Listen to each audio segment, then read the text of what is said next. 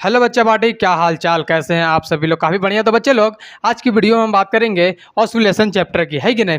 जिस तरीके से मैंने आपको chapter number 6 work energy in power, जिस तरीके से मैंने आपको डिटेल में डिस्कस कर चुके हम लोग चैप्टर नंबर 6 को, जिसका नाम है वर्क एनर्जी पावर का, उसी तरीके से आज हम लोग चैप्टर नंबर 14 भी, और जिसका नाम है ऑसिलेशन, इसको भी हम लोग डिटेल में डिस्कस करने वाले हैं, कि नहीं। तो ये चैप्टर नंबर 14 है, क्लास 11 का फिजिक्स का चैप्टर नंबर 14 है, जिसका नाम है ऑसिलेशन चैप्टर, है कि नहीं। इसमें हमको सबसे पहला टॉपिक स्टार्ट करेंगे पीरियोडिक मोशन का। किस चीज़ का स्टार्ट करेंगे? पीरियोडिक मोशन का, है कि नहीं। क्या स्टार्ट करेंगे?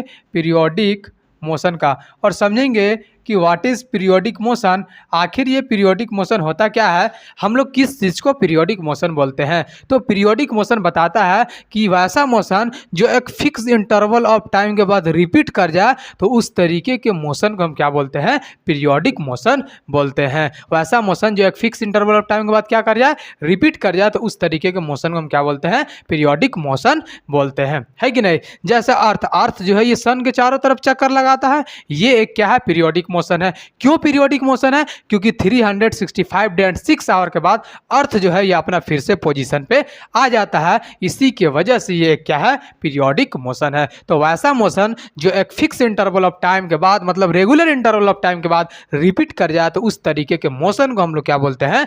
पीरियोडिक मोशन बोलते हैं। The motion that repeat itself after regular interval of time is called periodic motion. वैसा मोशन जो एक फिक्स इंटरवल ऑफ टाइम के बाद क्या कर जाए? रिपीट कर जाए, तो उस तरीके के मोशन को हम क्या बोलते हैं? पीरियोडिक मोशन बोलते हैं। अगर हम पीरियोडिक मोशन का एग्जांपल का बात करें, तो पीरियोडिक मोशन का एग्जांपल हो जाएगा,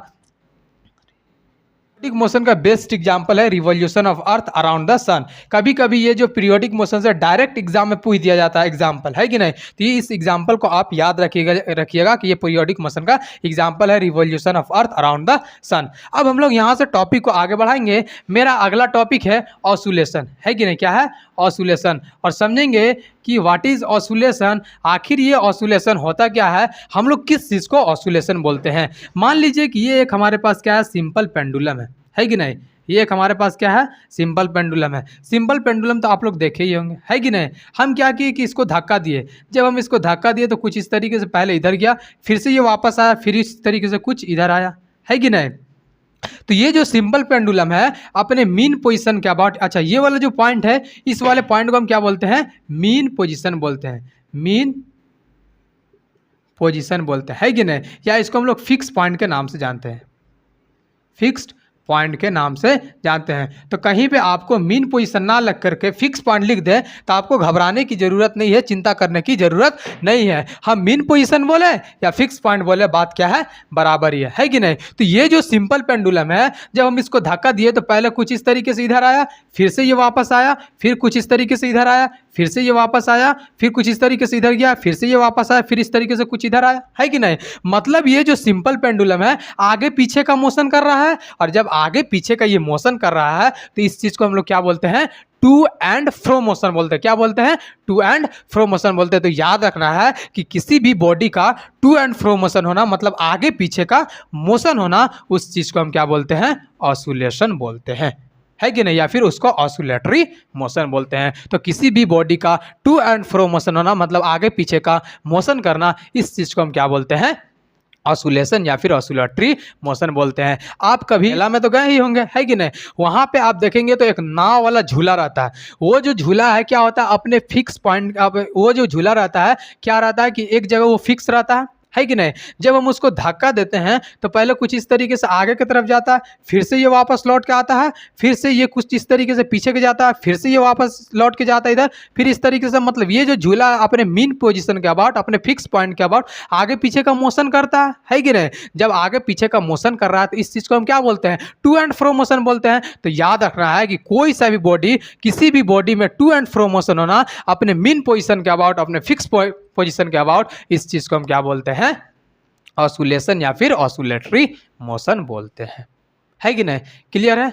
अब उसके बाद हम लोग यहाँ से टॉपिक को आगे बढ़ाएंगे। उसके बाद हम लोग का अगला टॉपिक है सिंपल हार्मोनिक मोशन, जिसको हम लोग SHM से रिप्रेजेंट करते हैं, है कि नहीं? अच्छा, एक बात और, ये जो ऑसिलेशन है, ये एक तरह का क्या है, पीरियोडिक मोशन ही है। अगर आप ध्यान से देखेंगे तो ऑसिलेशन भी एक तरह का क्या है, पीरियोडिक मोशन ही है। क्यों पीरियोडिक मोशन है? क्योंकि ये भी जो है फिक्स इंटरवल ऑफ टाइम के बाद क्या करता जा रहा है, रिपीट कर जा रहा है। इसी की वजह से ऑसिलेशन भी एक तरह का क्या है, पीरियोडिक मोशन ही है कि नहीं? तो याद रखना है कि पीरियोडिक मोशन अगर आपसे कोई पूछे तो सिंपल सा जवाब देना है कि ये वैसा मोशन है जो फिक्स इंटरवल ऑफ टाइम के बाद रिपीट कर जाता है या रेगुलर इंटरवल ऑफ टाइम के बाद रिपीट कर जाता है। उस तरीके के मोशन को हम लोग पीरियोडिक मोशन बोलते हैं। और ऑसिलेशन बताता है किसी भी बॉडी का टू एंड फ्रो मोशन होना अपने मीन पोजिशन के अबाउट या अपने फिक्स पॉइंट पोजिशन के अबाउट। इस चीज़ को हम क्या बोलते हैं, ऑसिलेशन बोलते हैं। हम टॉपिक को आगे बढ़ाते हैं। The topic should be taken forward. मेरा अगला टॉपिक है सिंपल हार्मोनिक मोशन। चलिए आते हैं सिंपल हार्मोनिक मोशन की जर्नी में, है कि नहीं, जिसको हम लोग SHM से रिप्रेजेंट करते हैं। सिंपल मोशन जिसको हम लोग SHM से रिप्रेजेंट करते हैं। इतना बड़ा कौन लिखेगा, शॉर्ट में हम लोग नहीं लिखेंगे, डायरेक्ट SHM, है कि नहीं? अब समझते हैं ये SHM क्या है कि नहीं? देखिए, मान लेते हैं ये एक हमारे पास क्या है, सरफेस है, किन पर नजर आ रहा है, ये जो सरफेस है फ्रिक्शनलेस है कि नहीं? हम यहाँ पे क्या किए कि एक स्प्रिंग बना है, और ये जो स्प्रिंग है अभी कैसा है, नॉर्मल कंडीशन में है। नॉर्मल कंडीशन का मतलब होता है हम इस स्प्रिंग को ना ही दबाए हैं ना ही खींचे हैं, मतलब हम इस स्प्रिंग को ना ही कंप्रेस किए हैं ना ही हम इलोंगेट किए, है कि नहीं? इसमें हम मास कनेक्ट कर दिए M, हाँ या ना?